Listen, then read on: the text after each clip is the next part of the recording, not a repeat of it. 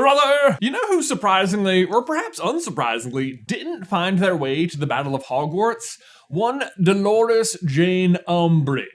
I mean, in the final battle of good versus evil against Harry, undesirable number 1 Potter, whom she hates, she fails to make an appearance, fails to ever truly publicly align herself with Lord Voldemort.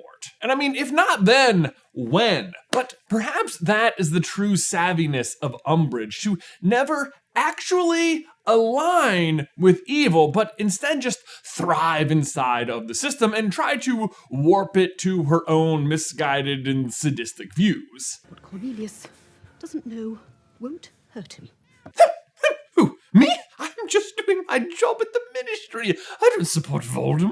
I support pious thickness, and it just so happens that suddenly and out of nowhere, all of his goals and plans are exactly the same as Voldemort's. But who am I to argue? I just work here, you filthy little mudblood.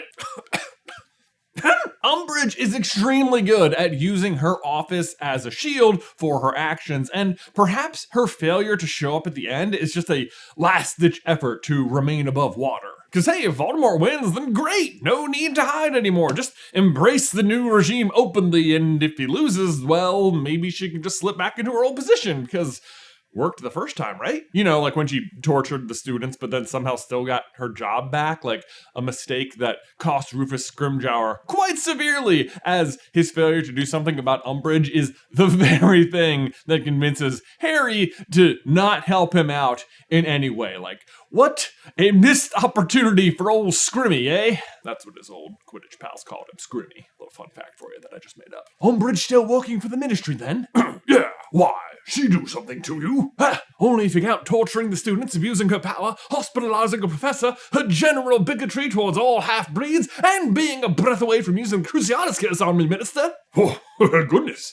I had no idea. That sounds like it's worthy of an entire investigation. Would you be willing to bear witness at her trial? And they all lived happily ever after. Except obviously that didn't happen, and the last we heard from Umbridge was Harry stunning her and stealing the locket. One may have hoped in that situation that the Dementors in the room would have, like, swooped in on her and, you know, given her a little kiss, but I guess that even Dementors seem reluctant to go, like, mouth to mouth with old Dolores.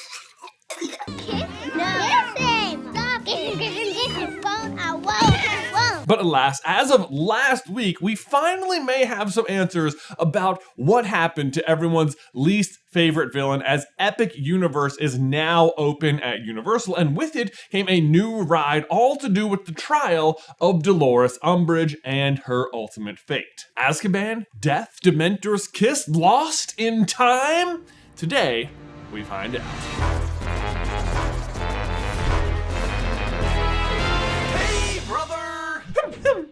Okay, so first things first. Does a theme park ride count as canon? Well, usually I would say no. I mean, like, take the Gringotts ride at Universal, for example. During the ride, you were taken deep into the vaults of Gringotts for a tour on the very day Harry, Ron, and Hermione happened to be breaking in to steal the cup from the Lestrange family vault. What are the odds? And then during the ride, you watch and, I guess, I don't know, help as they fend off Death Eaters, goblins, Bellatrix herself, and even Voldemort.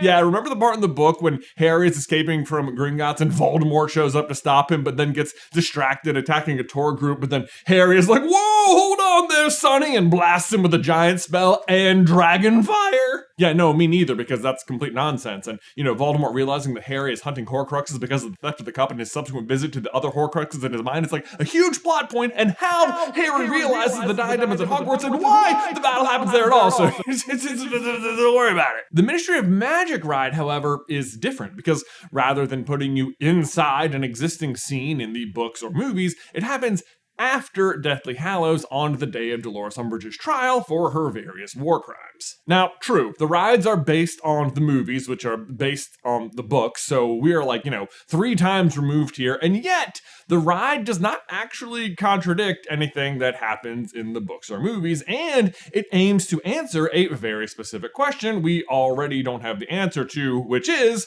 what happened to Umbridge? In fact, even if you go to the Canon page on Harry Potter Wiki, where they break down, what they classify as real or not real and what supersedes what, the parks actually classify as a higher level of canon than even the video games, as long as they don't contradict higher levels of canon like the books. And since the ride doesn't, I think that means that, for the moment at least, we can consider it to be what happened.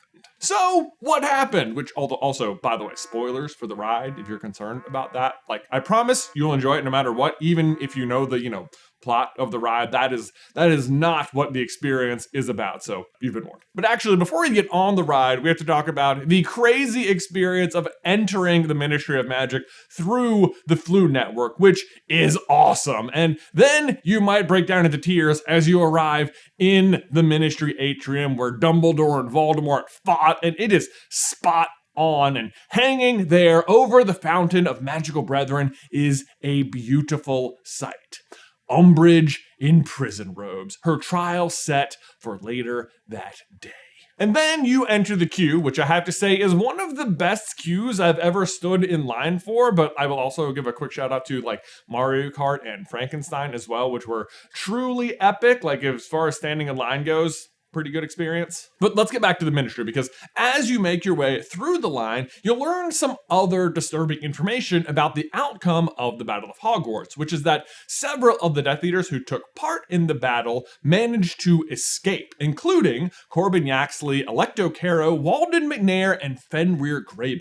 And let me just say that those four in particular managed to escape is wild to me, since they all get personal descriptions of their falls during the battle. Last we see Alecto, she is bound with her brother in the Ravenclaw Tower, but then for the other three, Harry saw Yaxley slammed to the floor by George and Lee Jordan, saw Walden McNair thrown across the room by Hagrid, hit the stone wall opposite, and slide unconscious to the ground. He saw Ron and Neville bringing down Fenrir Greyback. I mean, boom, boom, boom, right in a row. I can only assume that the celebration was so grand after Harry's defeat of Voldemort, some 5 minutes after those sentences, that just nobody even noticed them wake up and slip out. But, despite Voldemort's fall, it appears they have remained pretty active. There's a bunch of different boards and wanted posters and stuff, but one board features a series of articles on it listing Muggle killings and the continued terror of the Death Eaters. And real quick, just shout out to whoever made this bulletin board and left a note saying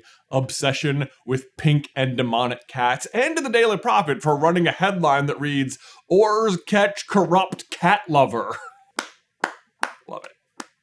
But as for the Death Eaters and their continued terror, I suppose that is actually to be expected, because just because Voldemort died doesn't mean everything becomes rosy again all at once. I mean, it's exactly what happened to Frank and Alice Longbottom when they were attacked by Bellatrix and friends after Voldemort's first fall. Side note on them, there is actually a grand portrait of them that has been erected at the Ministry they get to see in the queue, so that's pretty cool. And then also, while you're waiting in line, you'll be able to meet Umbridge's former house elf, Higgledy, who does not think very highly of her former master, whom she worked for 33 Cancer years, which, fun fact, I guess using zodiac signs as part of how house elves measure years. You can actually see part of her interview where she's also listed as being 45 Pisces years old. Seriously? No, seriously. You should try and read the documents if you can, because they all have little fun information on them. The quills from Hogwarts that Umbridge uses to make everyone write with their blood are called black blood quills, which are of her own invention, which is not surprising at all. But also, screw you, who invents that? The Ministry file on the locket also says that Umbridge drew power from it rather than the other way around, like we saw with Ron. So I guess also no surprise there, because her and Voldemort definitely, cut from the same cloth. An opinion definitely shared by the Death Eaters, because once the ride gets underway, you are on a lift and you're on your way to her trial, riding right next to, wouldn't you know it, Harry, Ron, Hermione, and Higgledy, who are also heading to the trial. Turns out, though, the remaining Death Eaters and Umbridge have been waiting for this day as an opportunity to spring Umbridge free and return Voldemort to power. The Death Eaters successfully find her lift and break her out, but rather than leaving, they head for the time room in the Department of Mysteries. Harry, Ron, and Hermione, of course, jump into action and try to apprehend her before she gets there, where her plan is to use a time turner to return to the reign of Voldemort, something she actually says out loud. Now back to the time of Lord Voldemort. You're too late. Which is a particular note, if you ask me, because, for one, none of even the official Death Eaters ever say Voldemort's name out loud, and two, because it's the only time Umbridge ever officially aligns herself with Voldemort. Well, actually, I guess small caveat there is that, like, in The Cursed Child, there is one timeline Albus and Scorpius accidentally create where Voldemort won the war and Umbridge has become headmistress of Hogwarts again and is pleasantly celebrating Voldemort Day and leaves a conversation with Scorpius by saying, "For Voldemort and valor, him! Him!" So I guess there is that, but that's like in an alternate timeline, which hilariously is what she's trying to create. Speaking of alternate timelines, though, let's enter one ourselves to say thank you to today's sponsor, HelloFresh. Look, you guys, spring is in the air, and I personally have been out in my own garden planting fresh produce and soaking in the warm weather. Every HelloFresh meal uses high-quality ingredients, including seasonal fresh produce and proteins that travel from the farm to your doorstep. And the thing I personally love about HelloFresh, beyond the freshness, is the convenience. Because normally, the more convenient a food is, the more deep fried it also is. But not with HelloFresh. Meals come packaged neatly in pre-portioned containers with easy-to-follow instructions and are ready to go in 20 to 30 minutes. And if you're really crunched, their ready-made meals are chef-crafted and good to go in just 3 minutes. My household loves it because it's easy, healthy, and breaks up the monotony of all of our, usual go-tos. My recommendation is the Pasta Primavera. Thank me later. Feel great with meals that fit your spring schedule and make the season even more delicious. Go to HelloFresh.com/SuperCarlin10FM now to get 10 free meals with a free item for life. 1 per box with active subscription. Free meals applied as discount on first box. New subscribers only, varies by plan. Link in the description down below. And now back to your regularly scheduled timeline. Which is indeed a hilarious timeline because her plan is doomed from the start in several ways. First of all, way back in Order of the Phoenix, Harry and friends destroyed all the time turners, so, there aren't any. But in surprise fashion, the ride seems actually aware of that because when Umbridge eventually does get her hands on a time turner, Higgledy warns her that it is broken, so, I guess they do still have some, just not anymore that work. But hey, not to worry, Umbridge is pretty sure that solving this problem is going to be as easy as casting Reparo, which, it's not. Instead, when she tries this, she ends up creating a rift in time that almost sucks everyone to who knows where or when.